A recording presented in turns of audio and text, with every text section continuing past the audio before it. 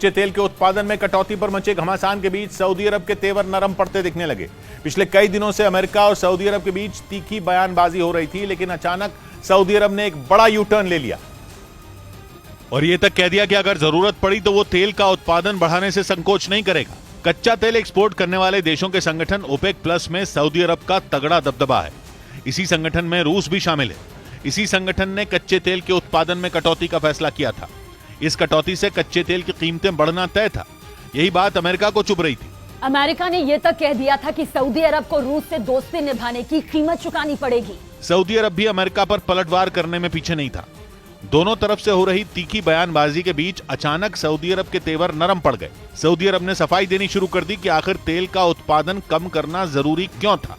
दावा किया गया उत्पादन बढ़ाने के लिए कई देशों को तकनीकी सुधार और मरम्मत की जरूरत थी। ऐसा करने के लिए उत्पादन में कटौती करना जरूरी था। लेकिन सऊदी अरब की तरफ से यह नहीं बताया गया कि आखिर तकनीकी सुधार का यह काम कब तक खत्म हो जाएगा। यह भी नहीं बताया गया कि आखिर यह मरम्मत करने की जरूरत उसी वक्त क्यों पड़ी जब कच्चे तेल की कीमतें आसमान छू रही थी। क्योंकि ओपेक प्लस देशों के फैसले की वजह से ही पूरी दुनिया में कच्चे तेल की कीमतों में उछाल आने लगा था, जिसकी वजह से पूरी दुनिया महंगाई से बेहाल हो रही है।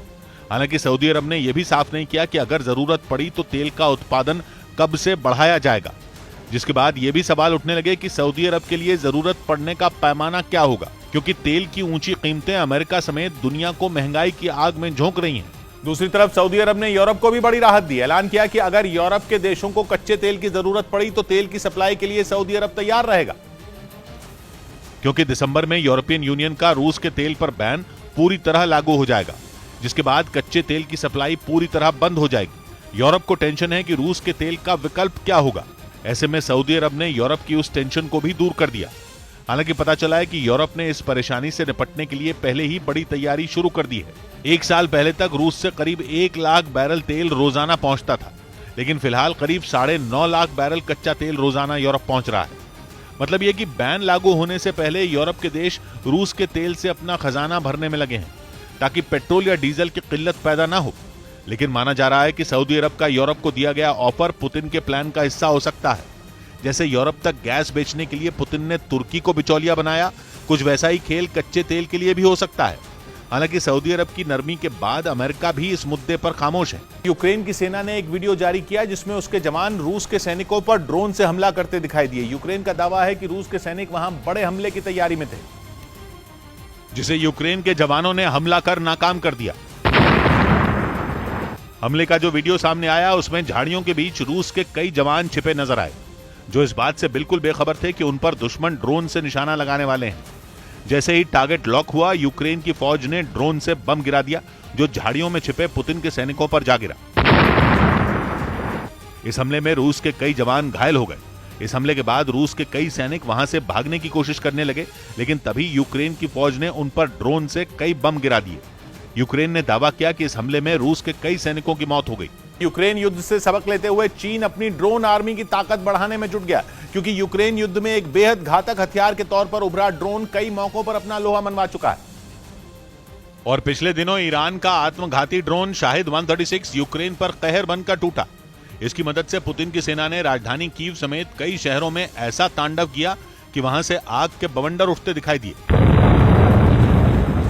दूसरी तरफ जेलेंस्की की फौज ने भी तुर्की से मिले खतरनाक बायरख्तार TB2 ड्रोन के ताबड़तोड़ हमलों से कई मोर्चों पर पुतिन की सेना को पीछे हटने पर मजबूर करने का दावा किया। इसीलिए ताइवान पर हमले की तैयारी में जुटे शी जिनपिंग इस मामले में भी पिछड़ना नहीं चाहते और चीन ने अपने नए शक्तिशाली स्कॉर्पियन D ड्रोन की पहली उड़ान का एक वीडियो जारी किया। 4 इंजन वाला ये ड्रोन किसी कार्गो प्लेन से कम नहीं है। मतलब ये दुश्मन पर बम बरसाने के साथ ही जंग के वक्त हथियार और दूसरी जरूरी चीजें सप्लाई करने के भी काम आएगा। उत्तर प्रदेश के मुजफ्फरनगर से रोंगटे खड़े कर देने वाला एक वीडियो सामने आया। वहां दुकान के सामने खड़ी एक बच्ची को कार ने टक्कर मार दी। ये घटना वहां लगे CCTV कैमरे में रिकॉर्ड हो गई, जिसमें एक बेकाबू कार बच्ची को जोरदार टक्कर मारते हुए दिखाई दी। वीडियो में दिखा कि कार वाले ने अचानक कार को गली के अंदर की तरफ मोड़ा और वहां खड़ी दूसरी कार से बचने के लिए उसे दाईं ओर घुमा दिया। ऐसा करते ही उसका बैलेंस बिगड़ा और वो बच्ची से जा टकराई। हद तो तब हो गई जब कार वाला रुकने के बजाय तेज रफ्तार से फरार हो गया। पुलिया तोड़ी, मेरी लड़की को हिट किया।